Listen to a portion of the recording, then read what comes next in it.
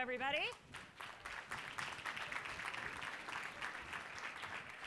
Okay, so everybody got their Zoom tablets?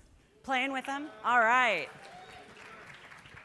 Well, hopefully it's been an enormously exciting day for you all. I know it has been for all of us boxers. We're having a great time at this first conference.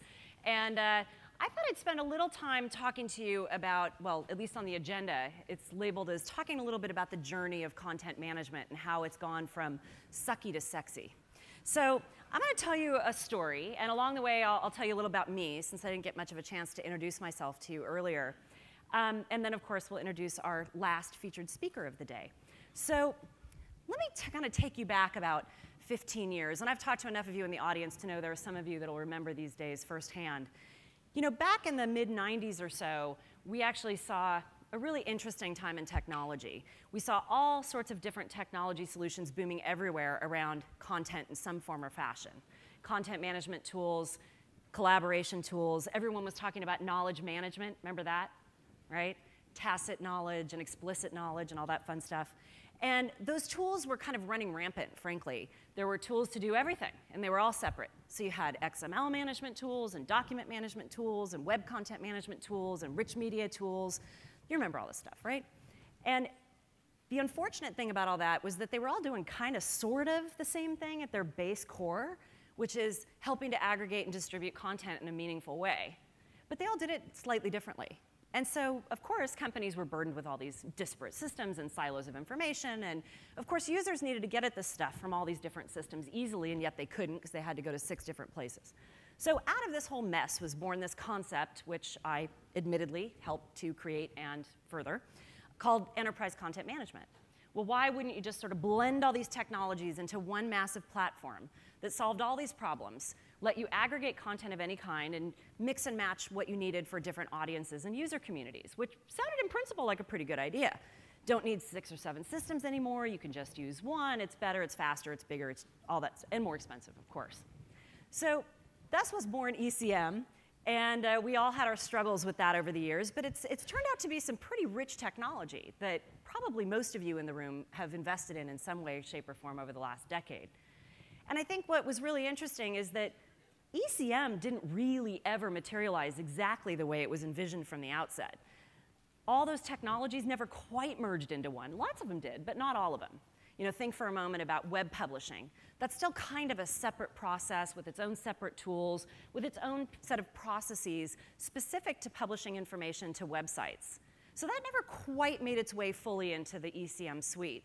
And the same thing's kind of true around digital asset management or rich media handling, where long-form video and short-form video and rich media and things take a lot of special handling.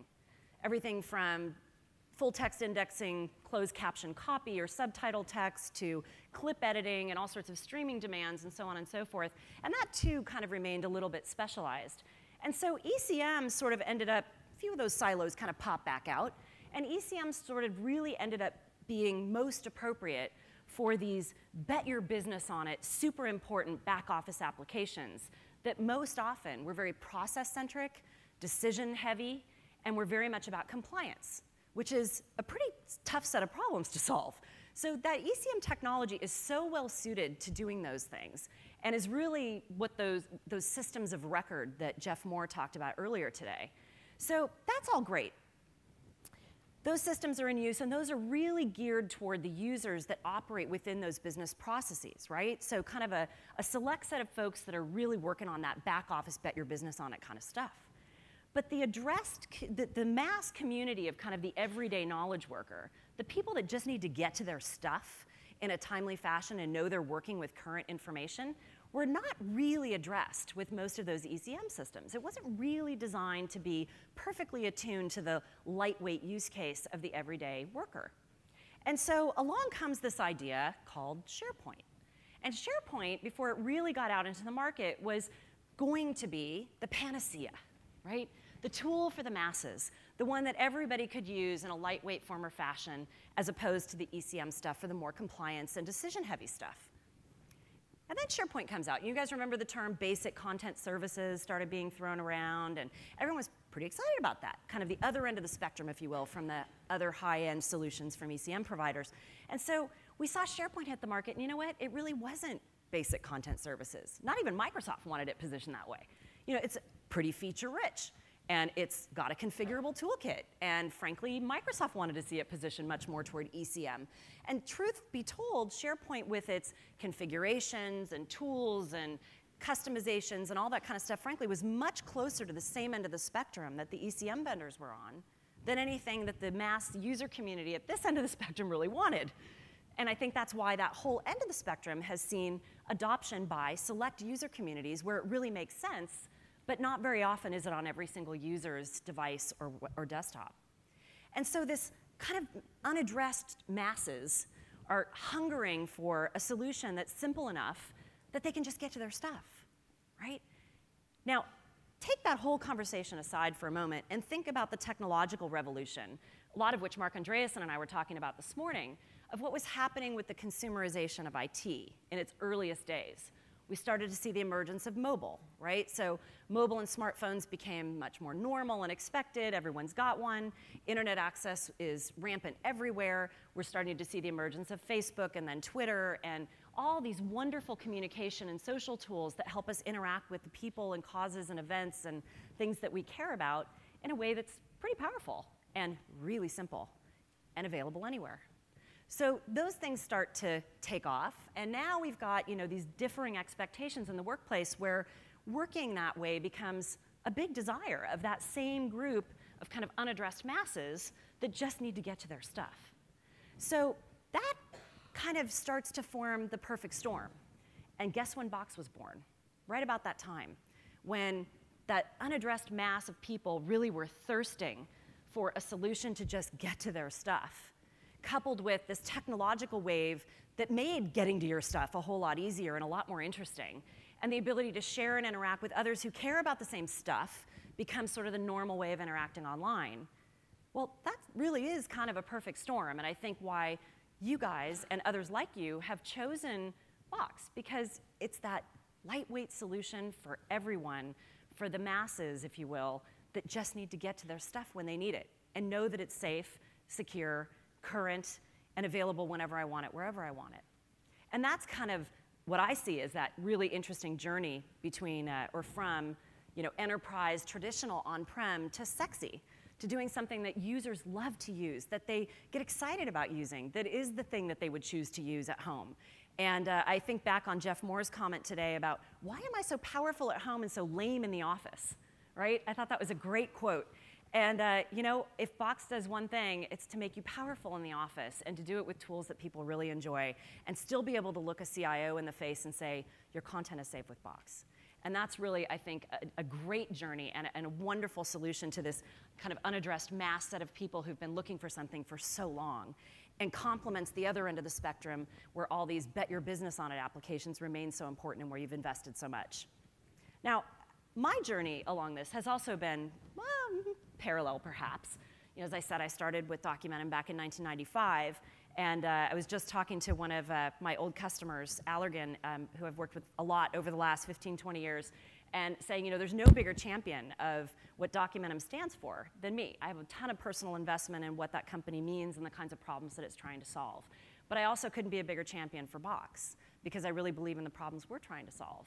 And for me, you know, joining Documentum when it was 60 people and $10, $12 million in revenue, tiny little company, you know, taking us through roughly 15 or 16 acquisitions before we actually decided to be acquired by EMC in late 2003. And at that time, we were about 350 million, I think. Stuck through that with EMC and really had a wonderful journey of learning a lot about a really big corporation and how to work integrations with acquired technologies and starting to look at how things like content management can be leveraged in whole new ways. But after a number of years at EMC, I was kind of hankering for that small company, that agile environment, that fun camaraderie where we all want to work really, really hard and all have our eye on the brass ring and we're all just running as fast as we can to get there. And so I was looking for something that was, well, actually I had 5 criteria I'll share with you. So as I started looking around the market, I said, I want a company that's, well, first and foremost, I'm not driving like 2 hours every day to work. So it's got to be between Palo Alto and San Francisco, because I live here in the city. And got to be small and exciting. So kind of the 20 to 100 million-ish phase. Has to have a very dynamic executive team. Boy, got that in spades, huh? and who's really fun and excited and energetic and passionate about what they do and needs someone else like that. And that has a fast-growing customer community and on all that good stuff. And oh, by the way, if your technology is more than 5 years old, I'm not interested.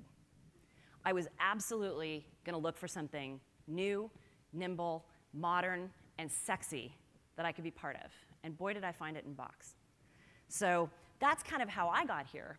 Now, I'm going to echo back to a couple things that I find really compelling about Box, the principles that we hold very dear as an entire company when we think about how to create products and capabilities that you can benefit from and that you'll love and use. You heard Aaron talk a lot about a commitment to simplicity. And I think that's really, in a lot of ways, our secret sauce. Again, giving tools that users love and would choose to use on their own time, and yet we can say to an IT organization, your information is safe with Box, is a pretty compelling thing. But that simplicity is not the traditional software that we've all grown up with. So keeping that focus on simplicity is so important. You heard us talk about openness, about making sure that we can integrate into all sorts of different applications so that we can take Box-managed content and surface it wherever it makes sense to make users more productive in whatever environment they want to work in and whatever device they want to work on. You also heard us talk about the commitment to mobile and some of our great partnership announcements today with HP and with Motorola and so on, and the mobile device manufacturers as well, are really critically important. It's a little early to say the desktop is dead, but if it isn't mobile, it's just not as productive. And of course, we all, through all of that, are incredibly dedicated to making sure that we delight you, that we make sure that you're happy, that you're enjoying the products and the service of Box, that you're getting the most out of your investment, and that you feel like you've partnered with a company who really cares that you're enjoying what you do with Box and that we're helping you do your business things better. And that commitment to delighting our customers is something that you should hold us to. And tell us when we're not. Tell us when we're not delighting you, because that's something we have to fix. If you're not happy, we're not happy. So I guess at the end, it's all about delivering happiness. And I am thrilled to have with us today the master of delivering happiness, the CEO of Zappos, Tony Hsieh, who wrote a book by the same name, Delivering Happiness. So please welcome Tony Hsieh to the stage to tell us a little bit about that.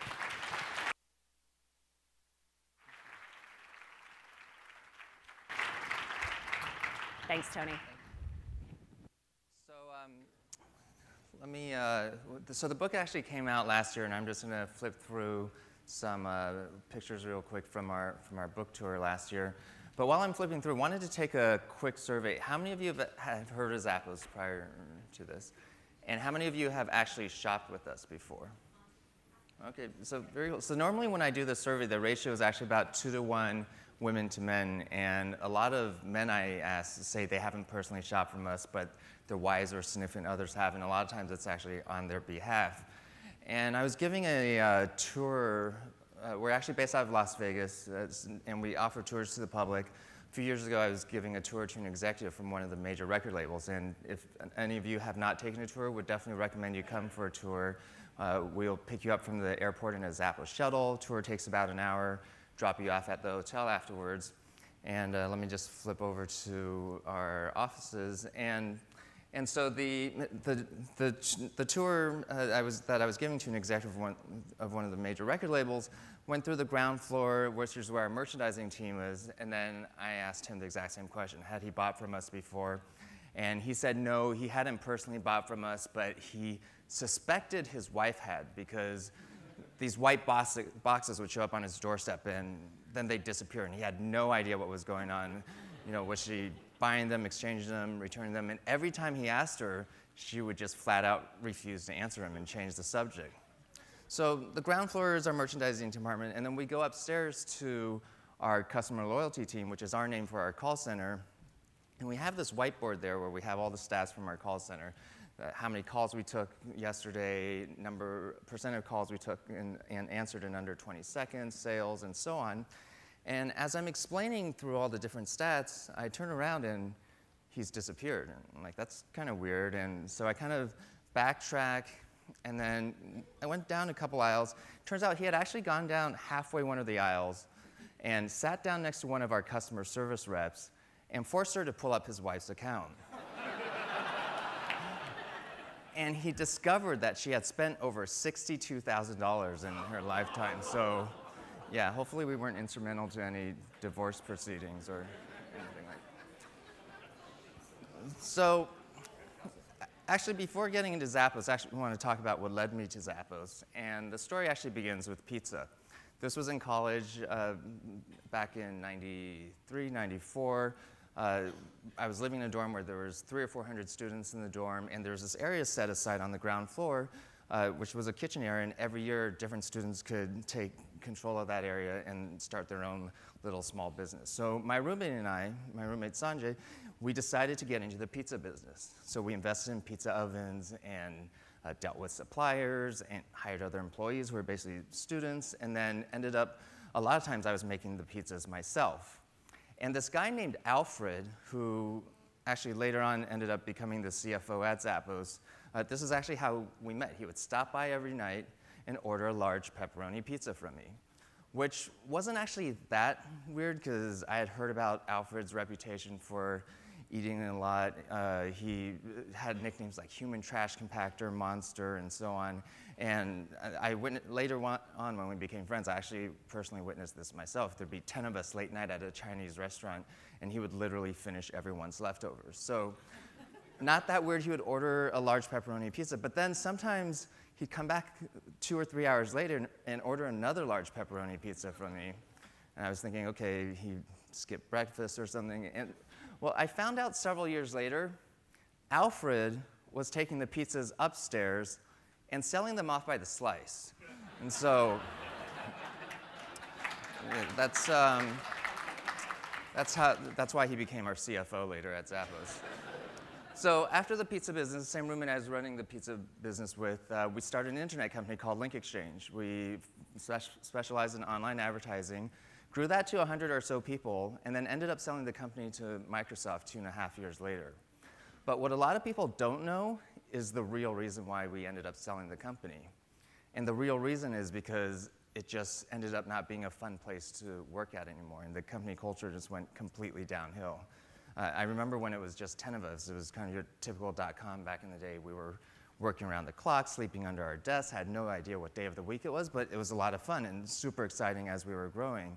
And as we started growing, we started hiring friends and friends of friends. And I remember there was one friend of mine that I knew from high school. He was on this cross-country road trip from New York to the Bay Area over here, and then we needed a little extra help over the weekend, and then that became a week, and then 2 weeks, and so on, and he eventually ended up joining the company. So this whole strategy of hiring friends and friends of friends worked really, really well for us until we got to about 20 people, and then we ran into a major problem. And the problem was we basically ran out of friends. So then we're thinking, okay, how do we hire people based on resumes and skill sets and interviews and so on, and we'd never done that before. We were fresh out of college, and we ended up learning, I think doing an okay job. We learned through trial and error, but we didn't know any better to pay attention to company culture. And by the time we got to 100 people, some of the people we hired were really bad for our culture, and by the time we got to 100 people, I myself dreaded getting out of bed to go to my own company, which was definitely a weird feeling, and I was thinking, like, if I felt that way, how must all the other employees feel? So that's really what led us to sell the company to Microsoft, and shortly after the sale, I left the company. Sanjay, the other co-founder, left the company. In fact, most of the early employees all left within a few months after the sale. As it turned out, we got super lucky with the timing, so it worked out well financially, and so I was thinking, okay, what should I do with my life now? And I decided to get back together with Alfred, and we formed an investment fund and invested in about 20 or so different internet companies, and Zappos just happened to be one of them. But then over the course of a year, I realized for me, investing was actually kind of boring. And I really miss being part of building something. So within a year, I ended up joining Zappos full-time, and I've been with Zappos ever since. Many of you may have heard it was just about 2 years ago that Amazon acquired Zappos, but it's actually very different from most acquisitions that Amazon has done. In most of their acquisitions, the plan is to integrate the company being acquired into the parent company, and then over the course of time, the original company kind of loses its identity and joins the mothership. Whereas for us, we told them actually as a precondition for even talking about the possibility in the deal, that we would only consider it if we could remain independent, if we can continue growing the Zappos brand and our culture and our way of doing business our ways. So from our point of view, it's basically as if we swapped out our board of directors with a new one, and instead of flying to San Francisco from Vegas once a quarter for a board meeting, we now fly to Seattle once a quarter for a 2-hour meeting, and that's the extent of my interaction with Amazon. So I'm pretty happy that they've stayed true to their word. So most people, when they think of Zappos, think of us as shoes, because that's how we started. But internally, we actually have a saying that we're a service company that just happens to sell shoes. And our hope is that 10 years from now, people won't even realize we started out selling shoes online. And in fact, today we sell a lot more than shoes. We sell clothing and housewares, beauty products, and kitchenware, and so on. And really, our goal is just to build the Zappos brand to be about the very best customer service and customer experience. And we've actually had customers email us and ask us if we could please start an airline or run the IRS. And we're not going to do either of those things this year, but 20 years from now, I wouldn't rule out a Zappos Airlines that's just about delivering the very best customer service and customer experience. So in some ways, it's analogous to Virgin, where they have a whole bunch of different businesses, airlines, music, and so on. The difference is the Virgin brand is more about being hip and cool, whereas we just want to be about the very best customer service. So our whole strategy in terms of marketing and advertising is, let's take most of this money we would have normally spent on paid advertising and paid marketing, and rather spend it on that, invest it into customer service and the customer experience, and then let our customers do the marketing for us through word of mouth. So we've grown from no sales in 1999 to 2008 was the first year we hit $1 billion in gross merchandise sales. And despite the down economy over the last few years, we've actually continued to grow at a rapid rate year over year. And the #1 driver of all that growth has been through repeat customers and word of mouth. So these are some of the questions we ask ourselves. We are constantly thinking about, how do we wow our customers? And we use the word wow a lot internally as a verb. And there's things like the free shipping both ways, or 365-day return policy, running our call center very differently from most call centers. Most call centers, they're either viewed through an expense minimization lens, where it's all about efficiency, getting customers off the phone, or through a revenue lens, how do we generate sales? We actually view our call center through a branding lens. How do we brand ourselves to be about the very best customer service and customer experience? And that's why we don't have scripts. We don't measure performance based on how long someone's on the phone with a customer, or how quickly they get off, and so on. And so for all this focus on customer service and building our brand to be about customer service, the #1 priority of the company is actually not customer service. Our #1 priority is company culture. And our whole belief is that if we get the culture right, then most of the other stuff, like delivering great customer service or building a long-term enduring brand or business, will just become a natural byproduct of the culture. And so we do a lot on the culture side. It starts with our hiring process. For everyone that we hire, we actually do 2 sets of interviews. The first set is kind of your standard stuff done by the hiring manager and his or her team, where they'll interview for fit within the team, relevant experience, technical ability, and so on. But then we do a second set of interviews, and that's done by our HR department, looking purely for culture fit. And they have to pass both in order to be hired. So we've passed on a lot of really smart, talented people that we know can make an immediate impact on our top or bottom line. But if they're bad for our culture, we won't hire them for that reason alone. And the reverse is true too. Even if someone's doing their specific job function perfectly fine, even if they're a superstar in that job function, if they're bad for our culture, we'll fire them for that reason alone. And performance reviews are based on, are 50% based on whether you're living or inspiring the Zappos culture in others. The other thing we do is everyone that's hired into our headquarters, doesn't matter what position, accountant, lawyer, software developer, goes through the exact same training as our call center reps. We go over company history, the importance of company culture, our philosophy about customer service, and then everyone's actually on the phone for 2 weeks taking real calls from real customers. And the reason why we have everyone go through that, regardless of position, is because if we're serious about building our brand to be about the very best customer service and customer experience, then customer service shouldn't just be a department. It should be the entire company.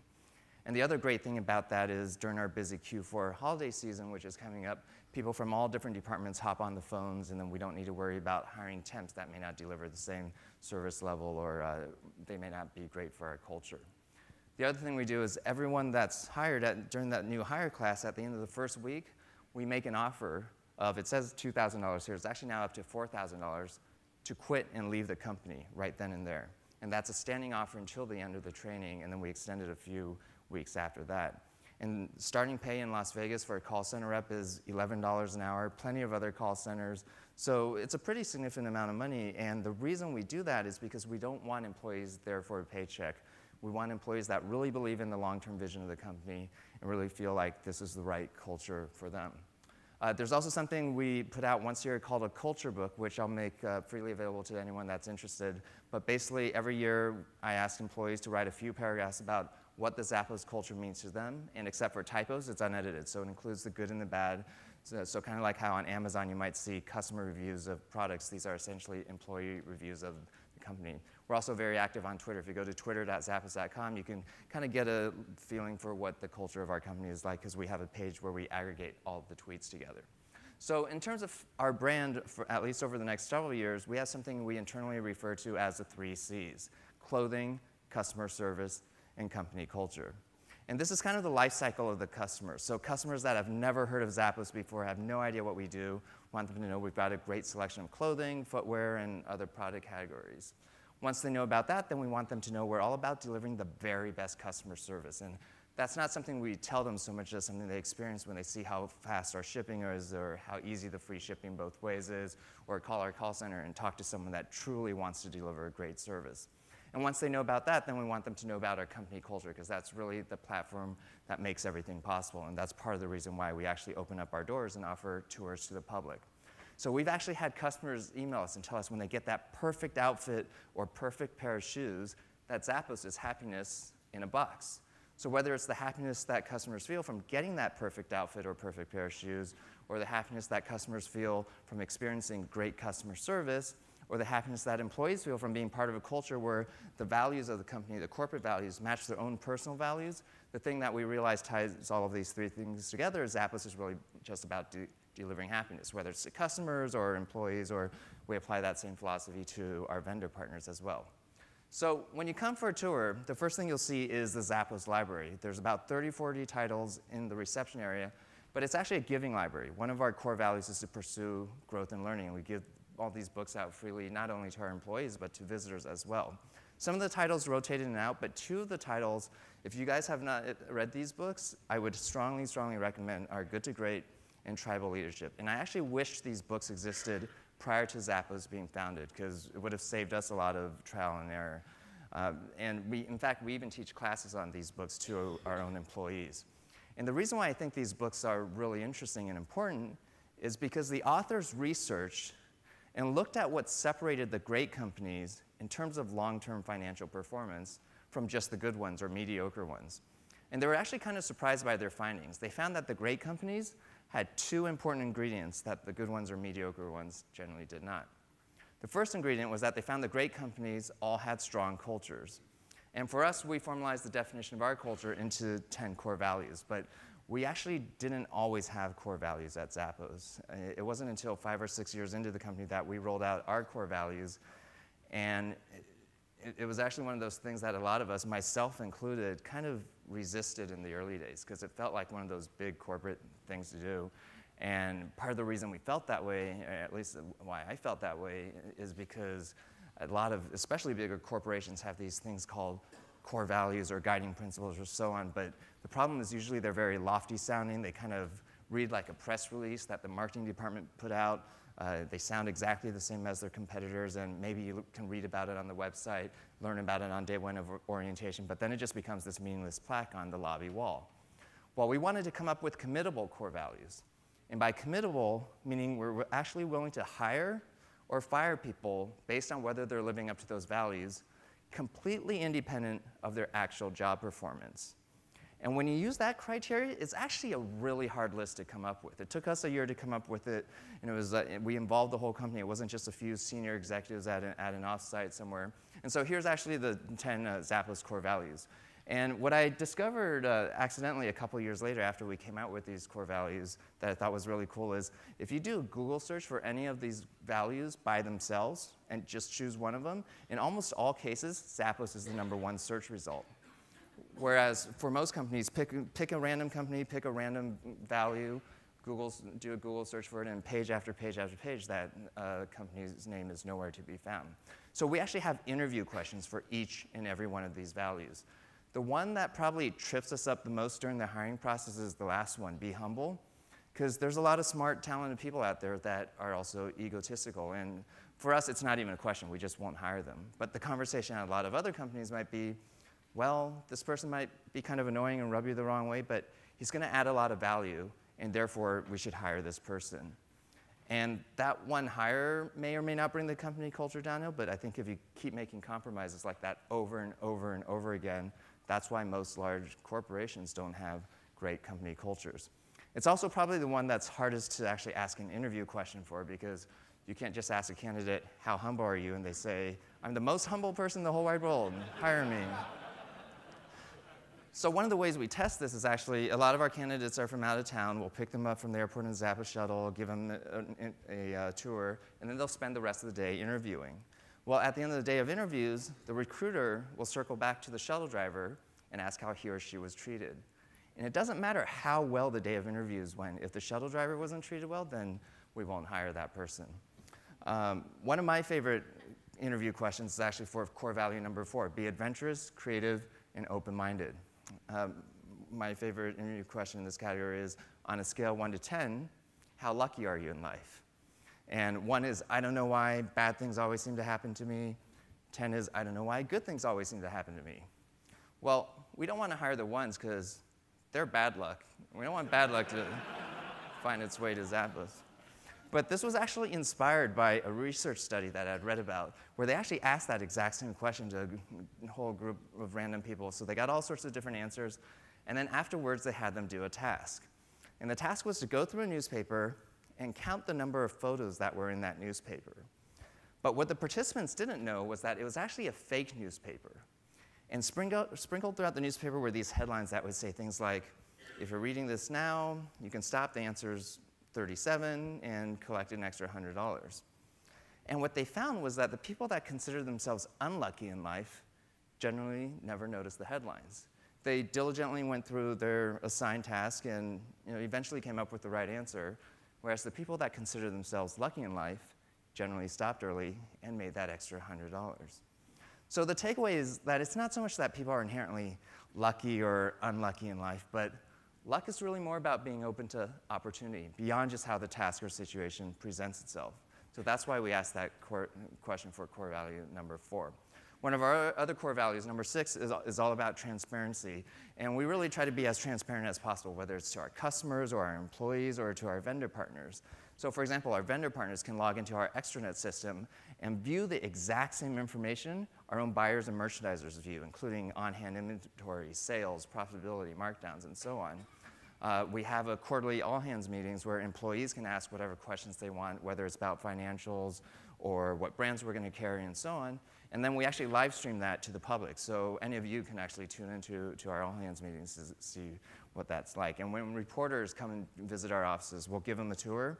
And then we tell them, walk around, talk to whoever you feel like, and then come find me when you're done.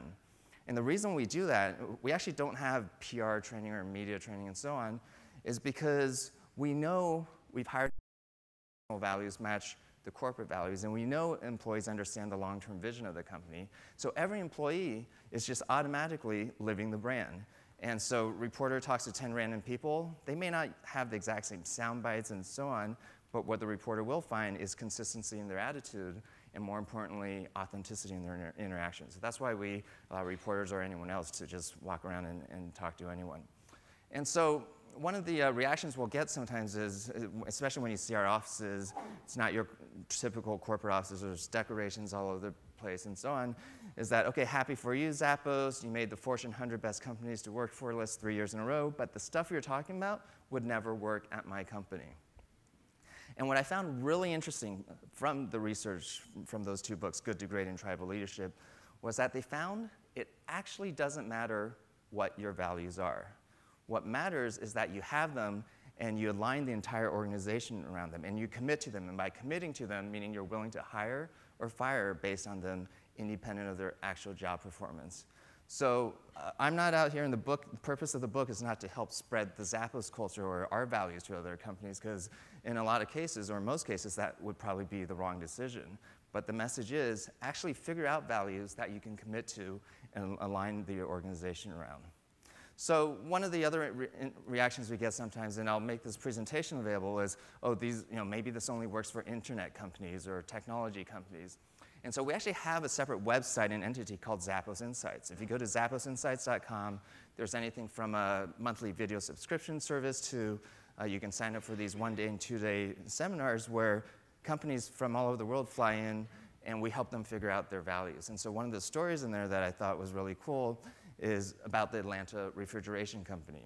They're based in Atlanta, Georgia, and they do refrigeration repairs out in the field. So in some ways, you can't think of a more opposite company or industry than Zappos.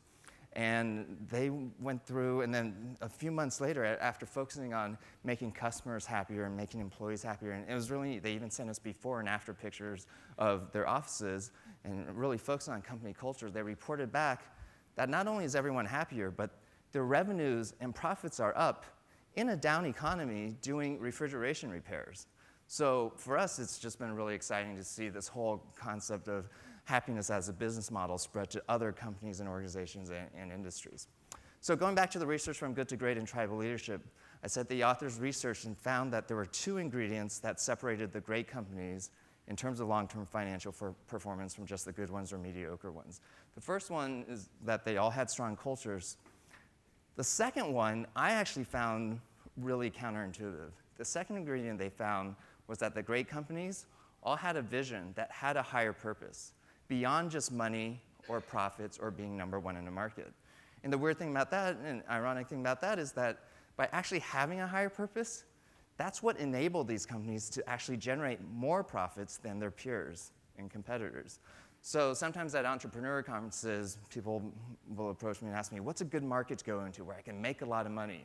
And my advice to them is, rather than have money be your primary motivator, think about what would you be so passionate about doing that you'd be happy doing it for 10 years, even if you never made any money from it. And that's what you should be doing. And if you do that, it will actually greatly increase your chances of making more money, because your passion is what's going to get you through the tough times. And every business has its ups and downs. And your passion is going to rub off onto employees and customers and your business partners and so on. So I like to say chase the vision, not the money. There was a movie that came out several years ago called Notorious. Did anyone in this room see this very important movie? No. This is actually, I think, the best response I've ever seen, because normally one person raises their hand. I thought I was the only person that saw this movie because I think it only lasted a week in the theater. But in this movie, Puff Daddy says to rapper Biggie Smalls, also known as Notorious B.I.G., "Don't chase the paper, chase the dream."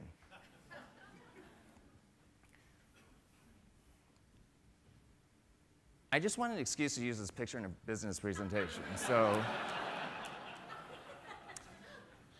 So if you're an entrepreneur, think about what would you be so passionate about doing that you'd be happy doing it for 10 years, even if you never made any money from it. And that's what you should be doing.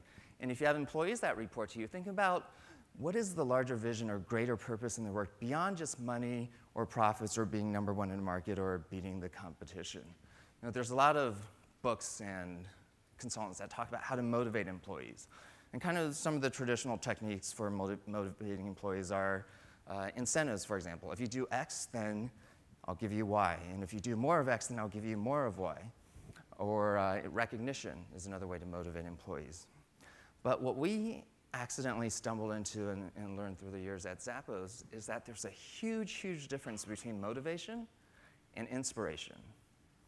And if you can inspire your employees through a vision that has a higher purpose, beyond just money or profits or being number one in a market, and if you can inspire your employees by having values, not just stated values, but actually practice values that match their own personal values, then you can accomplish so much more, and you don't really need to worry about the motivation part of it. We found that just kind of takes care of itself.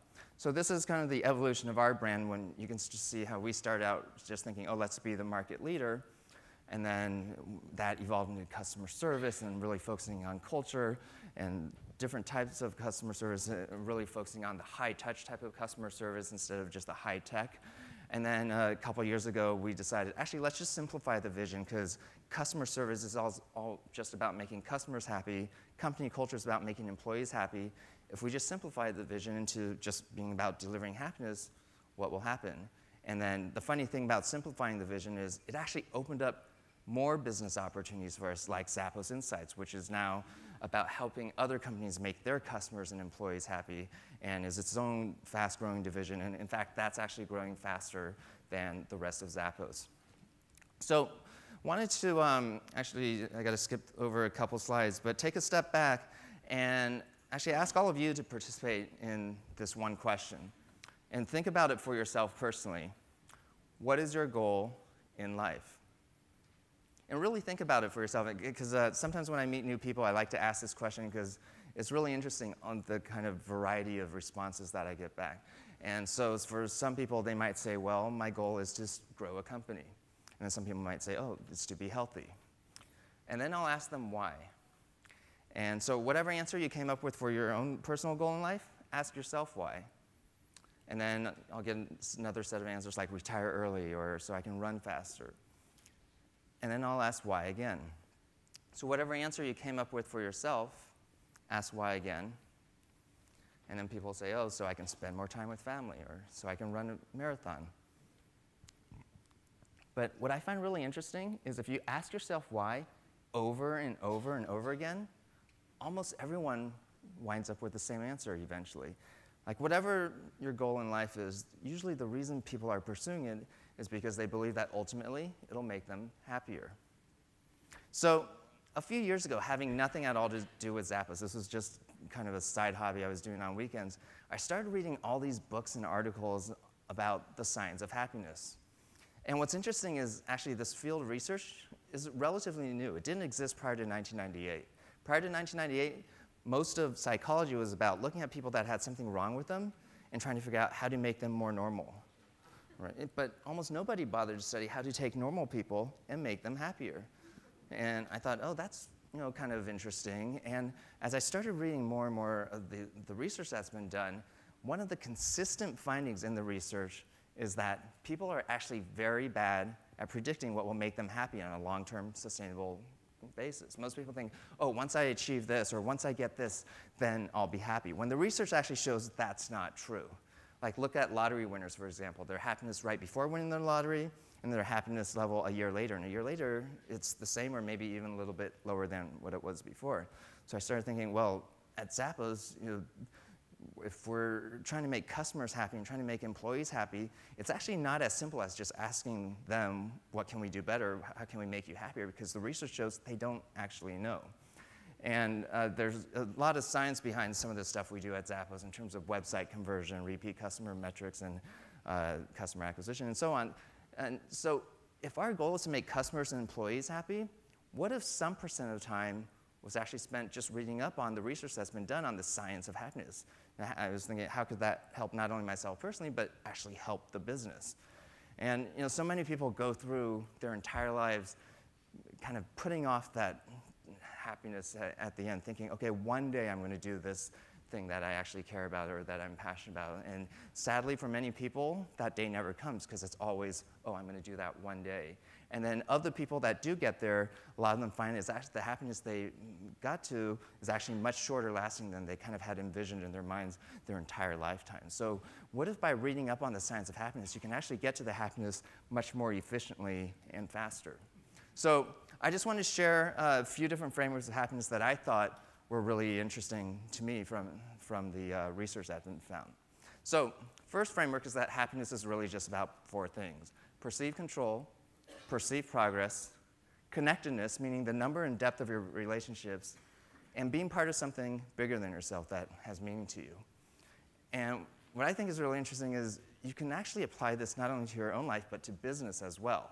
So for example, at Zappos, for perceived progress, in our merchandising department, we used to hire people at entry level, and then they get trained, certified, and so on, and then 18 months after that, they'd get a promotion. And then they get additional training and certification and then get another promotion 18 months after that and become a buyer, which at Zappos is a pretty big thing. So total time to go from entry level to buyer was 3 years. Well, we changed that a few years ago so that instead of a promotion every 18 months, we gave them smaller promotions every 6 months. They still had to go through the exact same training and mentorship and certification, and it still took them exactly 3 years to become a buyer, but we found employees were suddenly a lot happier because there was that ongoing sense of perceived progress. And it cost the company nothing to implement that. Another framework is Maslow's hierarchy. There's a great book called Peak, P-A-K, by Chip Conley.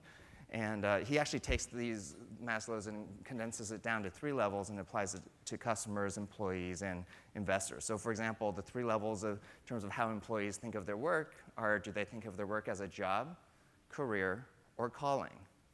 And our whole goal is to move employees up that pyramid, and we still want them to be Zappos employees 10 years from now. And the only way that anyone's going to be an employee for that long is if they feel like they're continuing to grow both personally and professionally. So that's why we invest so much in the training and mentorship of our employees.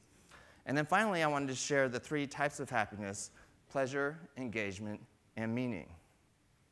The first type I like to call the rock star type of happiness because it's all about chasing the next high.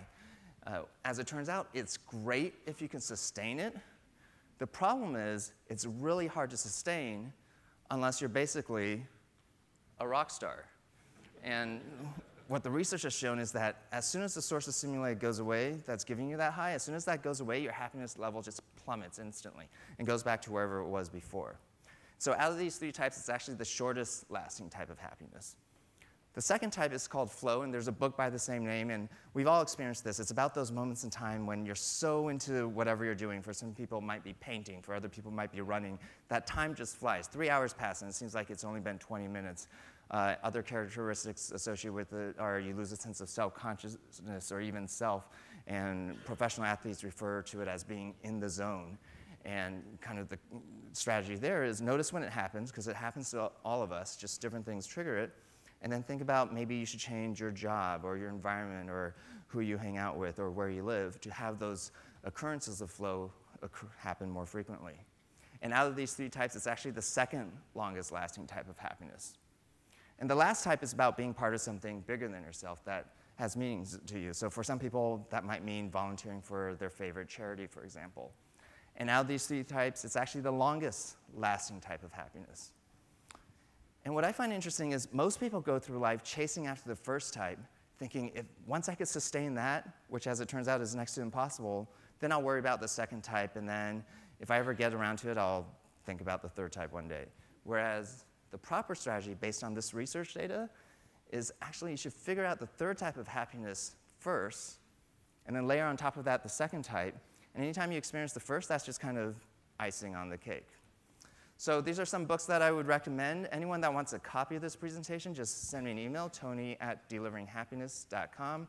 Oh, also that culture book that I talked about earlier, it's a physical book, so you need your physical mailing address. We also have a website set up for tours. You can just go to tours.zappos.com next time you're coming to Vegas and come for a tour. It's pretty fun. So just want to end with, the title of my book is Delivering Happiness. The subtitle is A Path to Profits, Passion, and Purpose. And the reason why I chose that to be the subtitle is because the research has shown you actually need all 3 of those to build a long-term, sustainable, growing business. And I think too many companies focus on just the profits part of it. They either forget about or ignore or don't care about the passion and purpose part of it, and that actually ends up hurting their ability to generate more profits in the long term.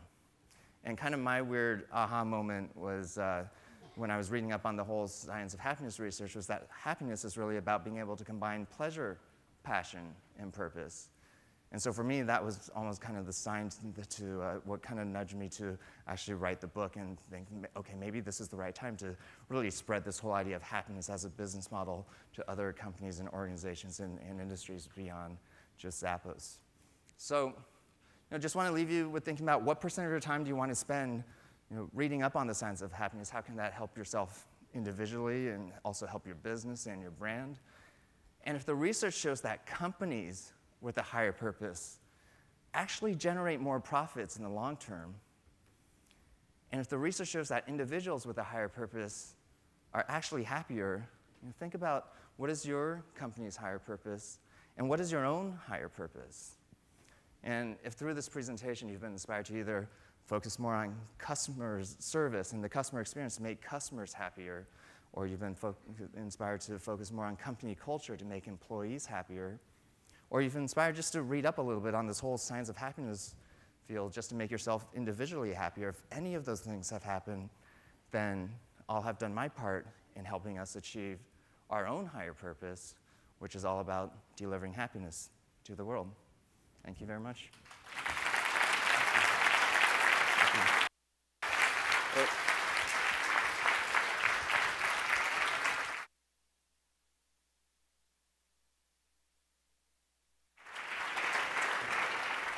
Cool.